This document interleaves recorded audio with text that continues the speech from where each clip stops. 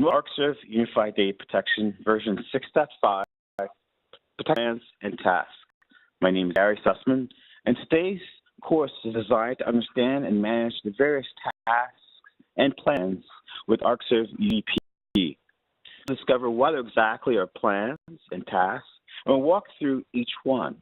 We'll understand how we can create step-by-step plans and strategies behind them. As you see, we have many different plan tasks available from Windows, Linux, both physical, virtual protection. We can replicate virtual standby.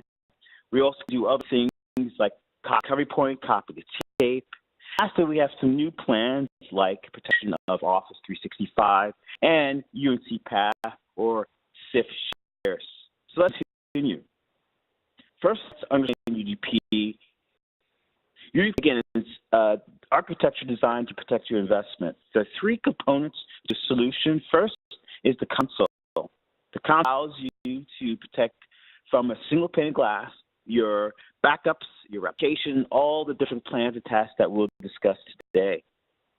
Second component to our architecture is the agents or agentless protection. This is how we protect your endpoints. So from the console, we can choose to deploy agents or not. This is how, from our investment, we can protect physical and virtual machines. The last component is the recovery point server. The recovery server, or RPS, is our backup destination. This is where we keep our data. This is where our global and source-side deduplication happens. Also, replication occurs. We discuss how our different plans allow us to design our workflow using this architecture.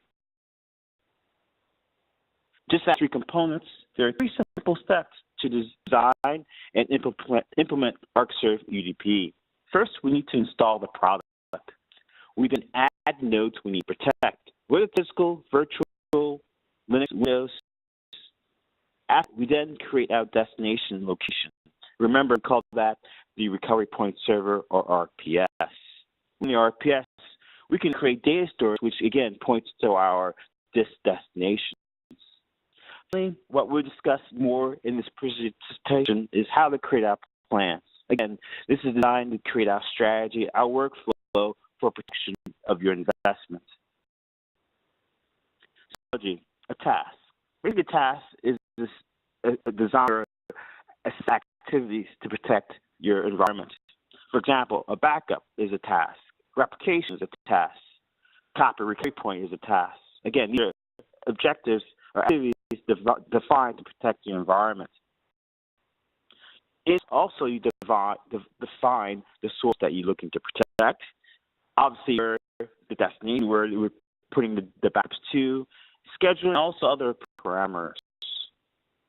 A plan consists of multiple tasks, or it could be a single task plan. A plan is more concise to the strategy of what we're looking to protect. So if I'm looking to protect, for example, my Active Directory, I may want to create an Active Directory plan, and within that, I have then my backup tasks for that server.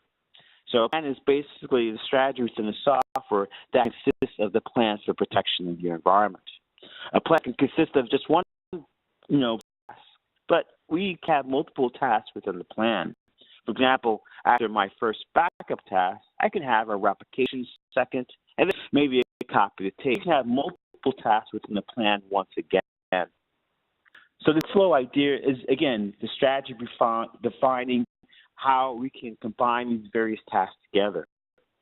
This strategy, again, defines how we protect the investment. It all depends on your recovery point objectives. As you can see depicted here, we have multiple plans. You can have multiple plans in the software depending on your investment, maybe by location, by size, by type of server. We give the flexibility to create plans accordingly, and then inside each plan, we can create specific tasks. For example, you can have Windows-based tasks, Linux-based tasks. You can have different secondary tasks after that as well, as you can see here. This is a more intuitive way, and it makes it very easy to implement from my experience. So combines various tasks together or a single task to create a plan. With UDP, we have 6 primary tasks. As you, when we create our plan, we give it a name. You should be very descriptive in the plan according to what you're looking to protect. Again, the first task that we can accomplish are these 6. With Linux as agent-based protection, Windows as agent-based protection, we protect shares on UNC shift shares. We also can protect the virtual host agent. We don't have to put the agent inside any of the VMs with this protection. We do today for VMware and Hyper-V. For all their hypervisors, convergence, case, etc., we must use agent-based protection. New, we also now can support protection of Office 365, so that online protection of your different documents within Exchange we can now support. We talk about replication, and we'll discuss how we can replicate between multiple managers or single in console as well. So let's discuss these primary tasks individually. First is Linux. So this Linux-based plan allows us to protect our Linux nodes. First, we choose a Linux backup server. This server where we deploy our UDP agent on. From there, we can then protect any servers that server provides, like a proxy method to protect. We can then filter volumes, folders, etc. We can then backup destination and finally schedule. We can point to any local destination, share, or with our recovery point server. So a lot of flexibility for Linux protection today. And just choose the Linux environment, such as the back server, and then the individual nodes. Finally, we can do both exclusion, inclusion, and exclude files and folders. So lots of flexibility when creating your Linux agent-based plans. As you see, you can add additional tasks after that. So after the initial primary tasks, we have secondary and tertiary tasks that you can create. So this is how the workflow is designed. You create first tasks accordingly to do your backup, and then following tasks. Windows-based backups. Here's how we can satisfy your agent-based backups.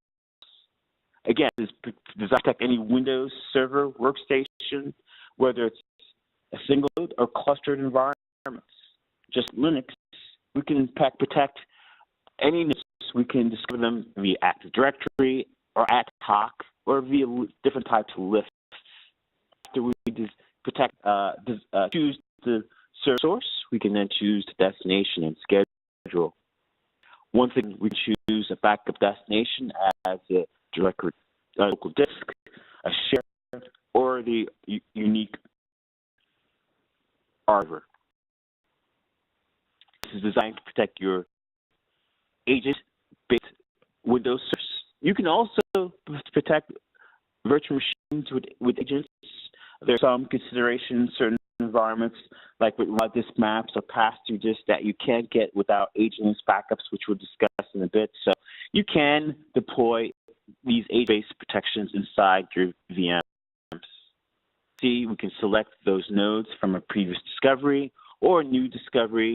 We can choose whether to protect all volumes. So this is another advantage of an agent-based backups. Agents is all or nothing via the virtual disk. This method, as you see, we can choose either all or individual volumes. Next, our newest protection is with UNC paths.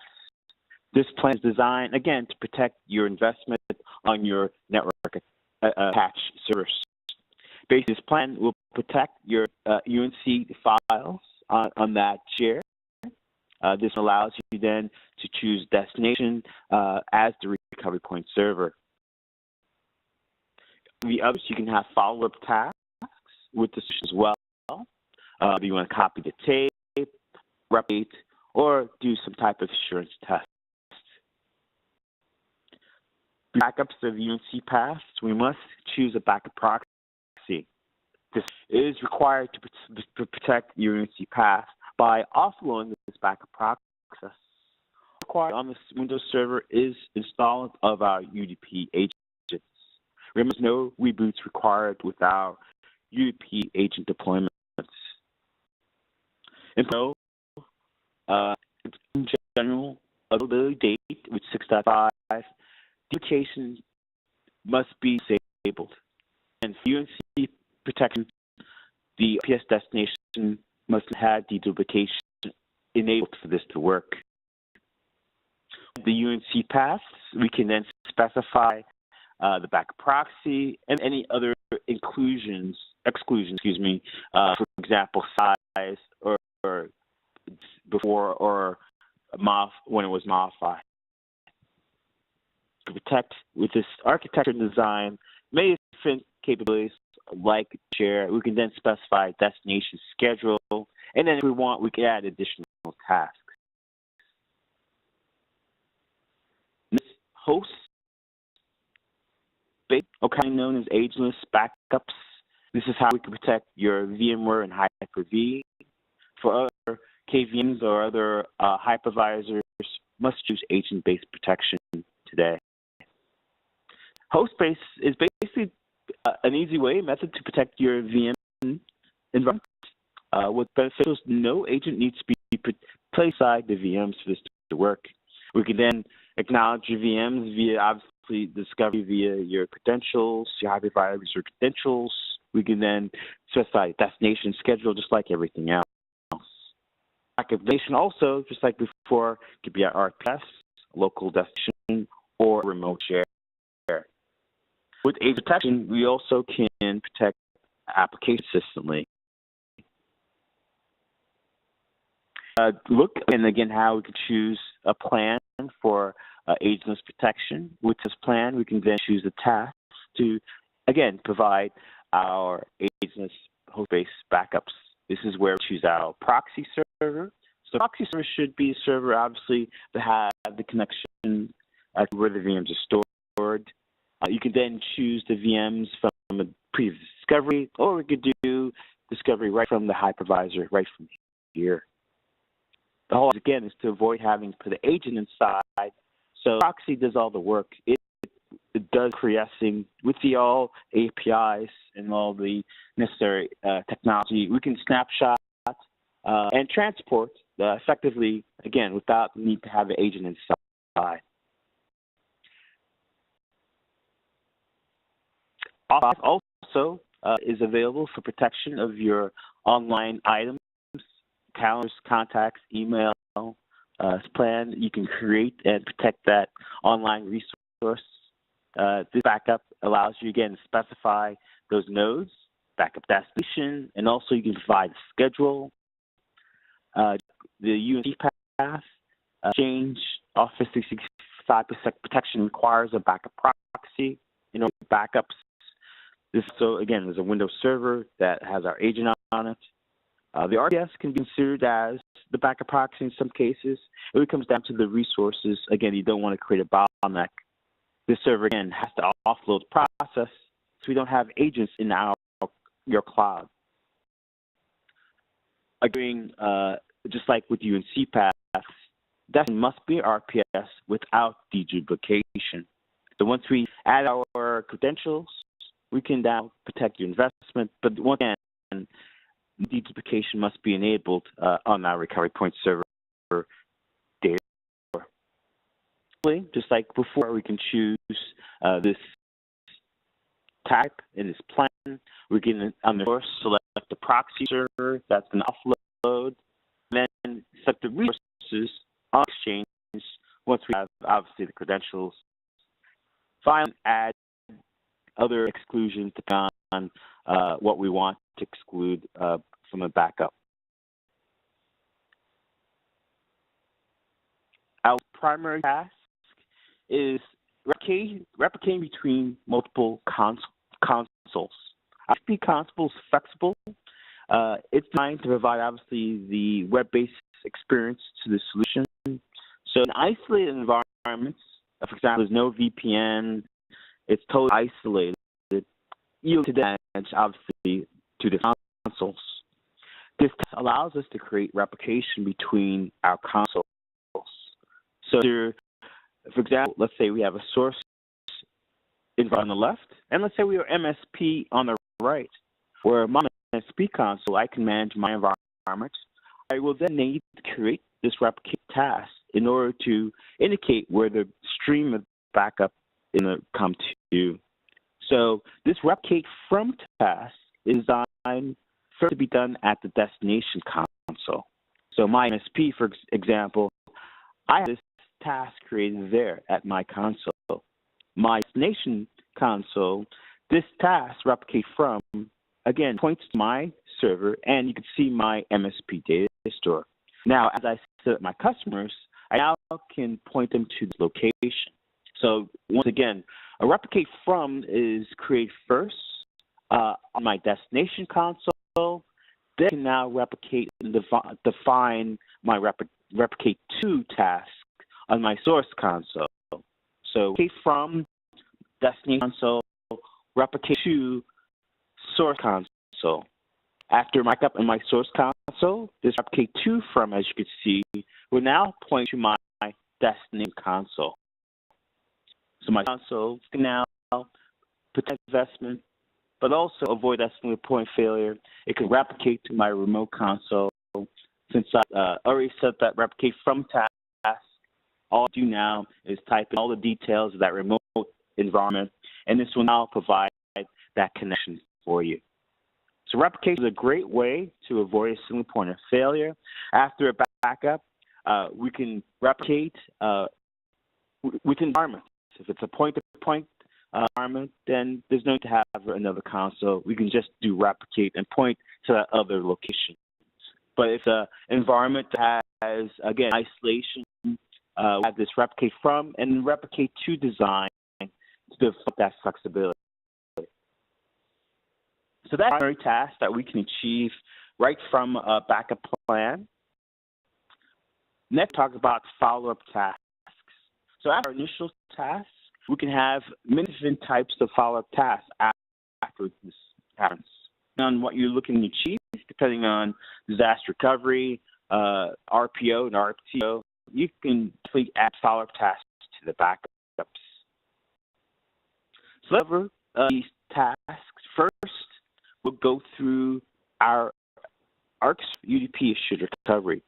This first set of tasks allows us to basically gives you peace of mind for protection. It verifies that you can access the backups that we just did. So if you can have backups complete, this is designed to give you that peace of mind.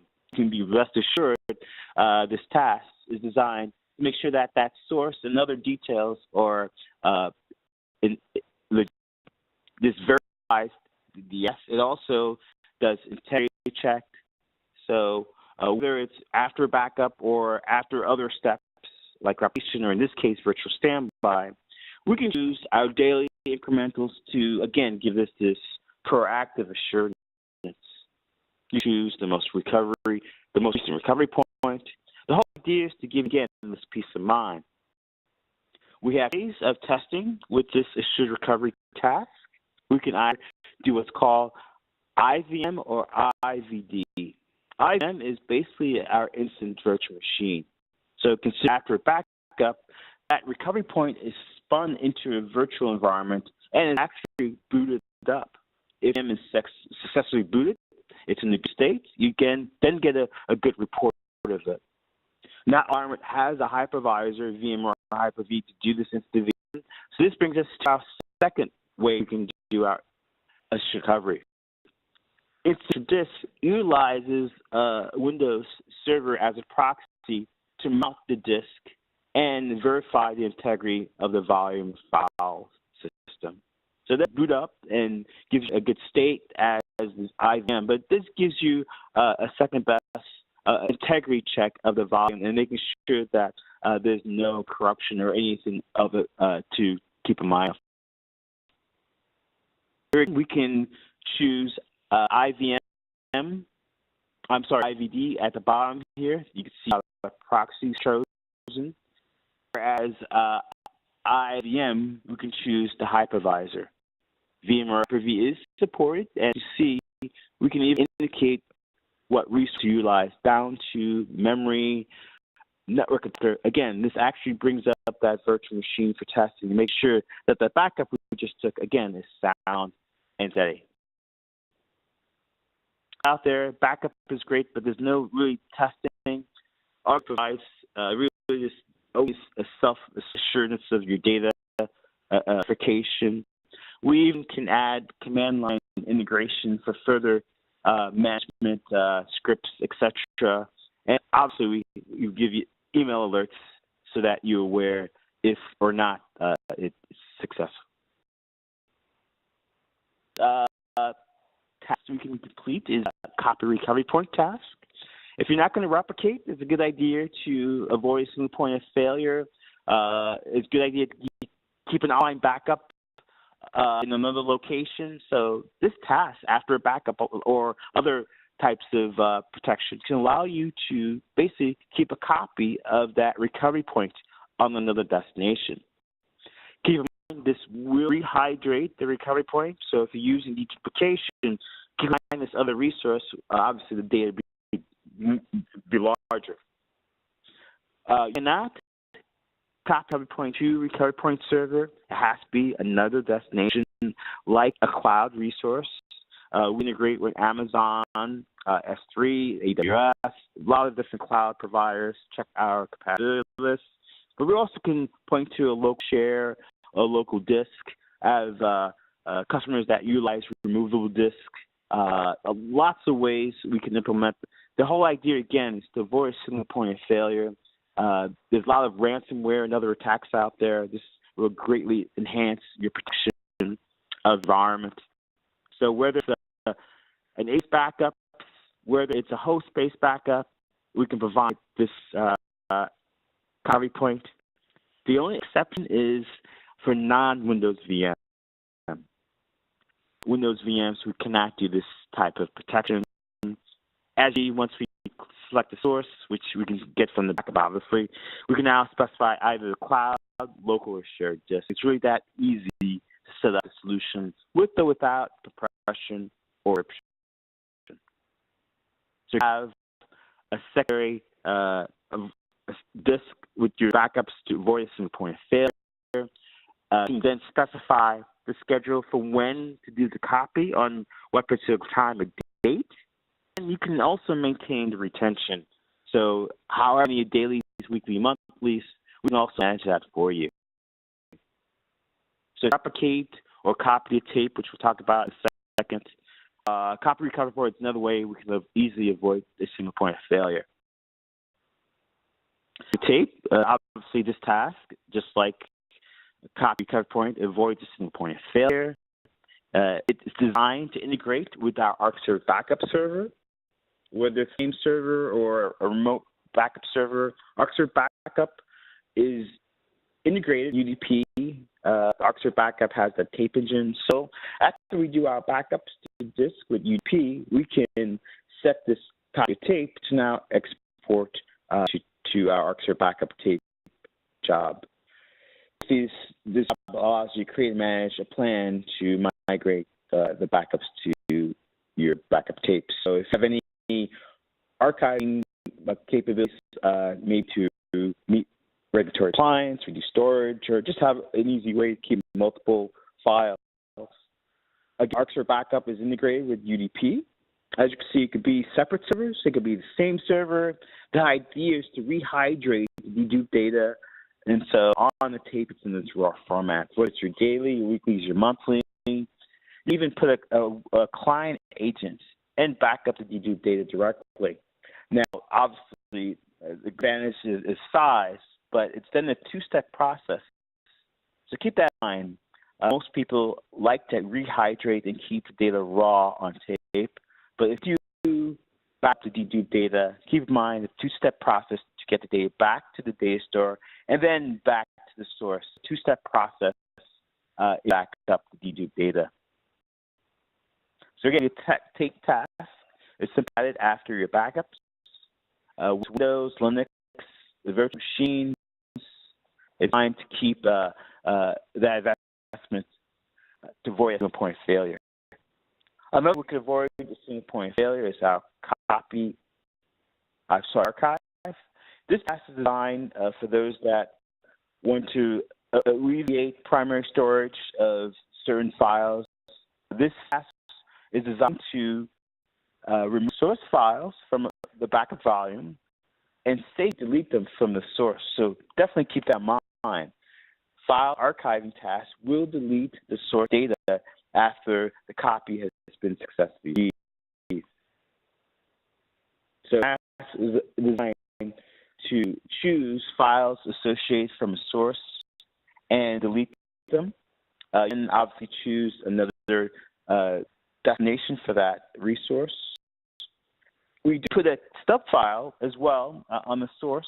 So the whole idea is to alleviate, the cost of using primary storage. Let's say you have files that aren't used. This process will allow you now to migrate them to a secondary, less expensive disk. Kept the source is a stub file to remind you that, yes, the file has been migrated. Compile is just like archive. Instead of deleting, this task allows you to base a copy of that file on your other resource. So this is going to avoid the single point of failure, just like we discussed. The same advantages to archiving as copy tape. This allows you after backup to choose, which files to then protect. You can files to copy from your different backups, daily, weekly, monthly. You can use the source, what files then protect, including filtering and other rules to identify the files specifically. Once that's selected, we can then choose a destination, again, avoiding a single point of failure. Another avoid single point of failure is with replication. We talked about how we can replicate between different consoles. Remember, we create a replicate from plan in our destination, and then we add our replicate to plan in our source. Or in environments where you don't need multiple consoles, we can just replicate with one interface between RPSs.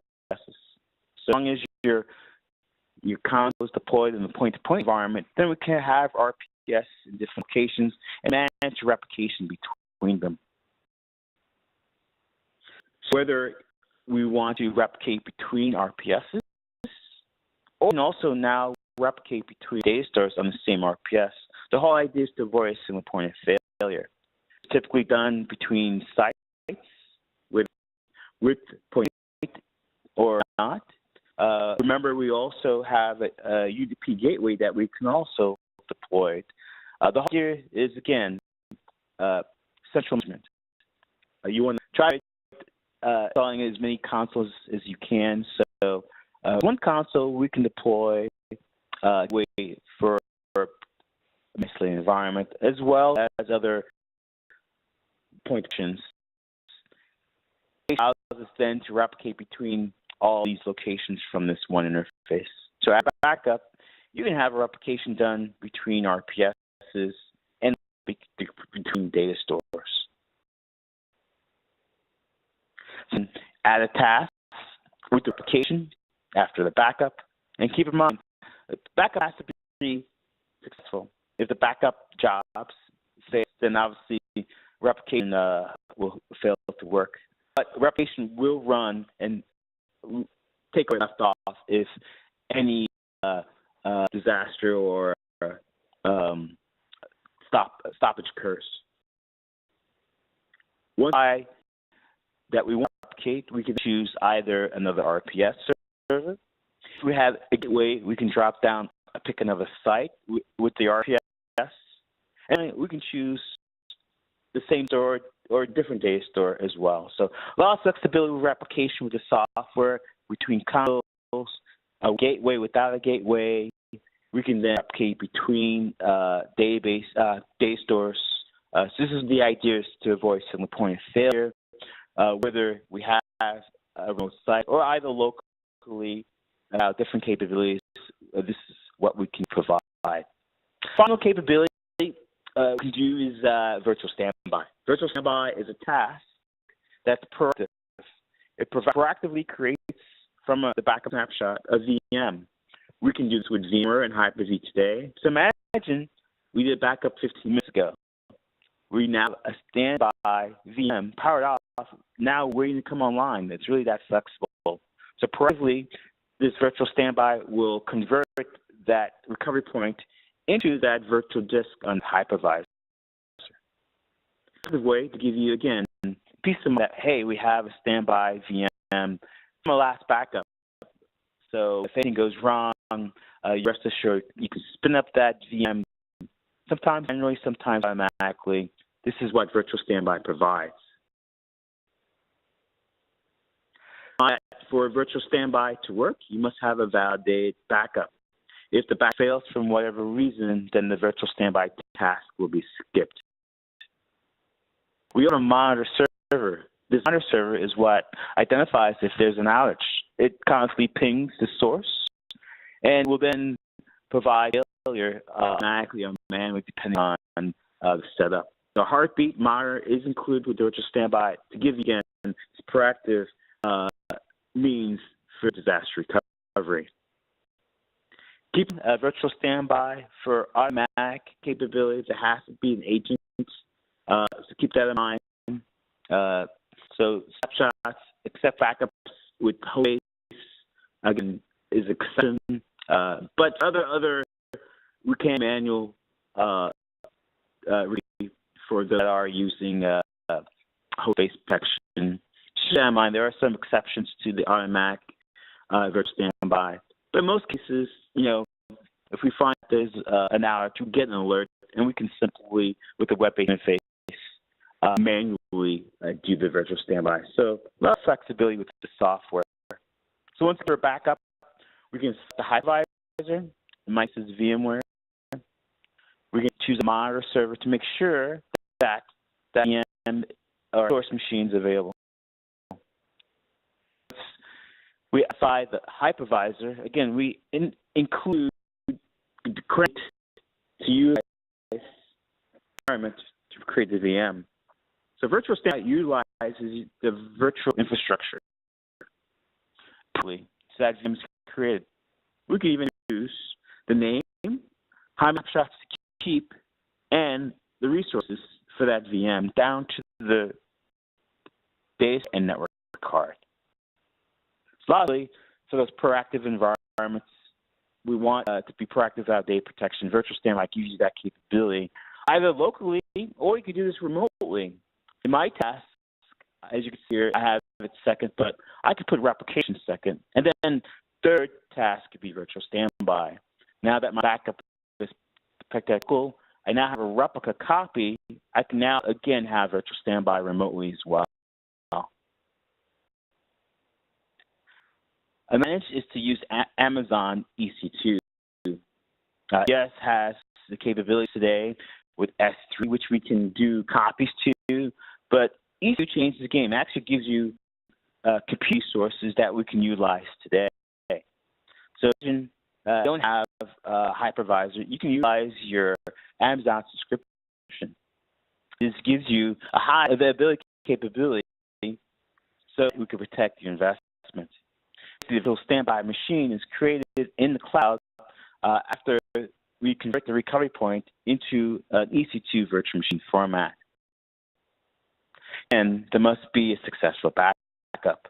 If there's not a successful backup, then obviously the virtual standby task is skipped. So make sure you verify you have the supported Amazon accounts for today, AWS, EC2 accounts, EBS storage, S3 accounts. Obviously, S3 accounts we can dump data to, where AWS is actually compute. So once we understand those resources, we can utilize them effectively. So we do that information beforehand, obviously. Once we have that information, again, virtual standby can be connected utilizing those accounts. Remind that it is a cloud. Cloud obviously has limited resources and obviously local resources. So just keep that in mind. EC2 has various different virtualization types, so use them accordingly. Again, you have to have compute with resources like memory, storage, networking. So make sure you have the adequate resources depending on your investment. Ops SSE can be used as well. There are limitations with their apps. So again, it has limited resources, so just keep that in mind. Last thing you want to do is create a bottleneck. There's also more information online with these resources, such as volumes, SSD, memory that you can use. So definitely do some research online for more information. So again, EC2 allows you to create DR now utilizing these cloud resources. To define subnets, NICs, all this is available, again, virtual standby with Arcserve UDP today. Arcserve Unified Data Protection has unique plan-based protection. Plan, you can set a strategy defining different tasks. We have 6 primary tasks, but you can add 1 or multiple tasks after that as well. The whole idea is intuitive and makes it very easy to use. It's not complex at all. We have 11 tasks depending on what you need to protect. We add some new ones, the Office 365, UNCPath. So a lot of flexibility depending on what you want to protect in your environment. So this is very easy to create. Once you create the task and these plans, you can define source, destination, 4 easy steps to define strategy. In mind, we have 6 primary tasks. After these primary tasks, you can have follow-up tasks as well. Here's a table again that defines the 4 popular tasks and their follow-up capabilities. UDP Workflow is designed to make it easy. Once you manage and add nodes, you qualify the RPS. The plan is our third step to allow you to easily create your strategy. And illustrate how you can offer different tasks and specify different parameters after that.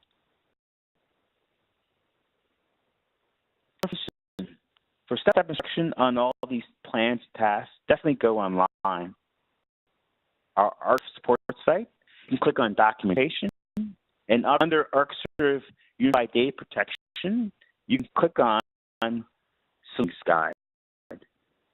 From the guide, you can download or view HTML and look for creating plans to protect data.